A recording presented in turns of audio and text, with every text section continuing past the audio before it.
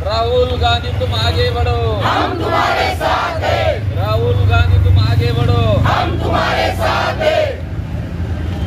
Vote चोर, गद्दी चोर, vote चोर, गद्दी चोर, वोट चोर, गद्दी चोर, वोट चोर, गद्दी चोर। राहुल गांधी संघर्ष करो, हम तुम्हारे साथ हैं। राहुल गांधी संघर्ष करो, हम तुम्हारे साथ हैं। राहुल गांधी संघर्ष करो, हम तुम्हारे साथ हैं। अरे वोट चोर, गद्दी चोर, वोट चोर, गद्दी चोर, वोट चोर, गद्दी चोर, वोट चोर, गद्दी चोर। हा बुलंद आवाज कुणाचा? काँग्रेस पक्षाचा। हा बुलंद आवाज कुणाचा? काँग्रेस पक्षाचा।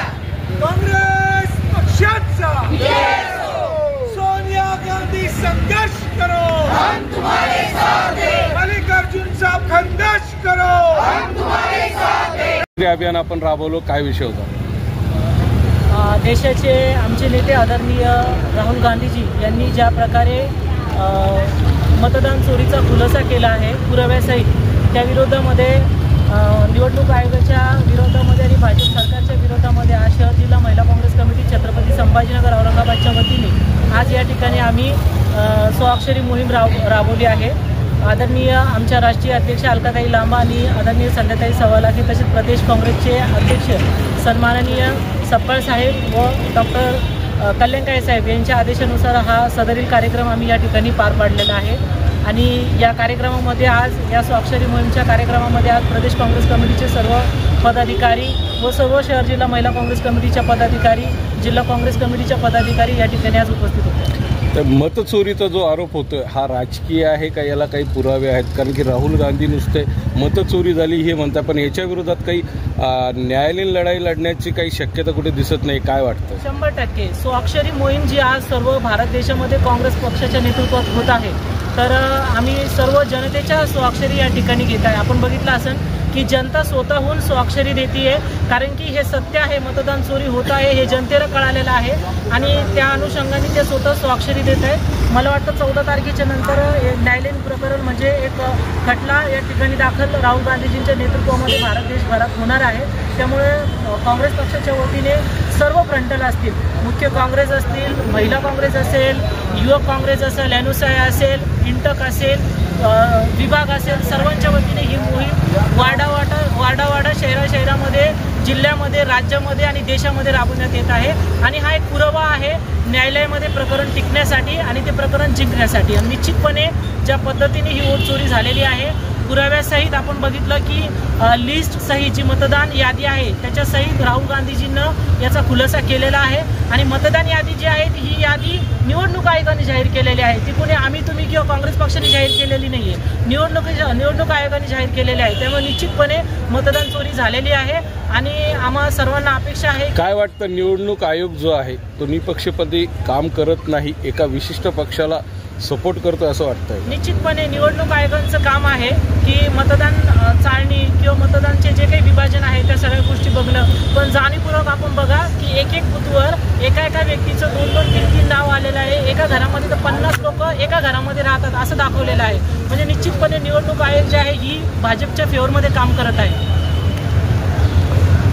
बिहारमध्ये निवडणूक आयोग घातलाय, याचा परिणाम बिहार निवडणुकीवर होणार का? बिलकुल होणार। ज्या पद्धतीने राहुल गांधीजींनी खुलासा केलेला आहे आणि सत्यता जनतेसमोर आलेली आहे, तर बिहारमध्ये निश्चितपणे काँग्रेसचे सरकार बनणार आहे। बिहारची जनता भाजपला यावेळेस दाखवतील आणि निश्चितपणे काँग्रेसचे सरकार बनतील। सर्व जनतेस काय आव्हान करणार? मी सर्व जनतेस हे आव्हान करेल की आपल्या वार्डामध्ये आपण जी बूथ कमिटी असते तर आपण आपापल्या वार्डामध्ये ह्या गोष्टीची छाननी केली पाहिजे। भारत देशातला म्हणजे एक नागरिक म्हणून, एक जबाबदार व्यक्ती म्हणून, राजकीय नव्हे तर एक समाजाच्या दृष्टिकोनातून एक राजकीय व्यक्ती म्हणून जनतेने या गोष्टीवर लक्ष दिलं पाहिजे। कारण वारंवार या घडणाऱ्या घटना ज्या आहेत आणि मला वाटतं लोकशाहीच्या विरोधात काम करणारी ही भाजप सरकार लोकशाहीला म्हणजे एक त्रास देण्याचं काम या ठिकाणी करत आहे। मग ते निवडणूक आयोगाच्या माध्यमातून आपण बघितलं मतदान चोरीचं असेल, EVMच्या माध्यमातून असेल, EVM मॅनेजच्या माध्यमातून असेल किंवा सामाजिक पद्धतीने आपण जर बघितलं तर हिंदू मुस्लिम असेल, जातपात असेल, महागाई असेल, बेरोजगारी असेल, महिलांवर होणारे अन्याय अत्याचार असेल, असे सतत मुद्दे या ठिकाणी सतत भाजपच्या नेतृत्वामध्ये देशभरामध्ये घडत आहेत. डॉक्टर साहेब काय सांगाल, आपण प्रवक्ते आहात पक्षाचे, पक्षातर्फे स्वाक्षरी अभियान राबवलं जात आहे, संपूर्ण महाराष्ट्रभर नाही देशभर जनजागृती सुरू आहे, कसं बघता याकडे? सर्वात महत्त्वाचं म्हणजे ज्यावेळेस राहुलजींनी हा मुद्दा उपस्थित केला, हा चुनाव आयोगाच्या विरोधामध्ये उपस्थित केलेला मुद्दा होता. मात्र संपूर्ण भारतामध्ये भारतीय जनता पक्षाचे प्रवक्ते ते सगळे डिफेंडिंगसाठी उतरले. या गोष्टीचा महत्त्व म्हणजे ज्यांनी ही घटना घडवली तेच डिफेंड करण्यासाठी समोर येत आहे ना, कारण राहुलजींचा आघात हा सरळ चुनाव आयोगावरती होता, भारतीय जनता पक्षावरती नव्हता. मात्र भारतीय जनता पार्टीच्या प्रत्येक प्रवक्त्यांनी चुनाव आयोगाला डिफेंड करण्याची गोष्ट केलेली आहे. याचा परिणाम म्हणजे बिहारमध्ये 65 लाख मतं हे रिड्यूस करण्यात आलेले. ज्या लोकांची मृत्यू झाली, आजही तुम्ही बघून घ्या, आपल्या महाराष्ट्रामध्ये सुद्धा ज्या लोकांची मृत्यू झालेली आहे त्या लोकांची नावं चुनाव आयोगाने आजही कमी केलेले नाहीये. मात्र त्यांच्या नावाच्या पुढे वोटिंग होतात. मग हे मतं कोण करतात? असंख्य अशी ॲडव्हर्टाइजमेंट जारी होत आहे ज्यामध्ये एक जुना माणूस येऊन आपल्या पत्नीला भेटण्यासाठी त्या बूथवरती येतो, कारण तो म्हणतो प्रत्येक वर्षी तिला मरून 15 वर्ष झाले पण तिचा वोट आजही होतो. तर याचा अर्थ काय? या सगळ्या गोष्टीकडे आपण लक्ष द्यायला पाहिजे. आणि जी वोट चोरी आहे ही 100% होत आहे, त्याच्यामुळेच आपल्या समोर सगळे रिझल्ट आहेत. स्थानिक स्वराज्य संस्थेला महाराष्ट्र समोरे जाणार आहे. बिहारच्या विधानसभाच्या निवडणुका आहे, कसं बघताय? एकीकडे वोट चोरी होतीये, एकीकडे मतदानाला आपण सामोरे जातोय, आपण याकडे कसं बघतो? संपूर्ण भारतामध्ये हिंदू मुस्लिम हा फॅक्टर उभा राहिलेला आहे राईट नाव. ज्यावेळेस हिंदू खतरेमध्ये असतो किंवा मुस्लिम खतरेमध्ये असतो, आपण समजून घ्यायचं बीजेपीने हे चालू केलेलं आहे कारण चुनाव जवळ आहे. बिहारमध्ये पण ती स्थिती आहे.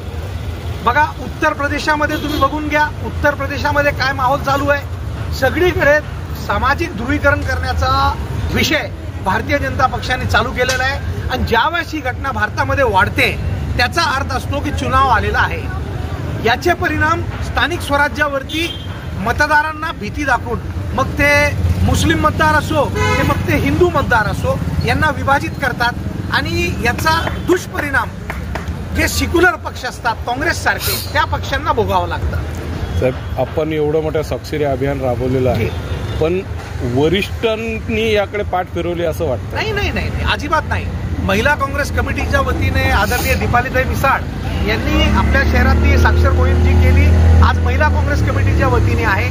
आम्ही सगळे आज आमचे नॅशनलचे जयप्रकाश नारनावरे या ठिकाणी आहे.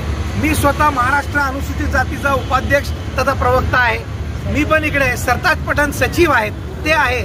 आपले आमेर अब्दुल सलीम सचिव आहे युथ काँग्रेसचे, ते इकडे आहे. प्रत्येक व्यक्ती, भाऊसाहेब जगताप आपल्या शहराचे गट नेते ते या ठिकाणी, ब्लॉक अध्यक्ष ते पण आहे. तर प्रत्येक पीर बाजारमध्ये झालेलं आहे, शहरामध्ये विविध ठिकाणी होत आहे. तसंच आज कॅनॉट भागामध्ये महिला काँग्रेस कमिटीच्या वतीने आहे. स्वाक्षरी अभियान जोर पकडणार का? 100%. त्याचं कारण असं आहे की व्यक्ती जागृत झालेला आहे. भारतातला प्रत्येक नागरिक, आज तुम्ही सांगा राहुल गांधीजींनी ही मोहीम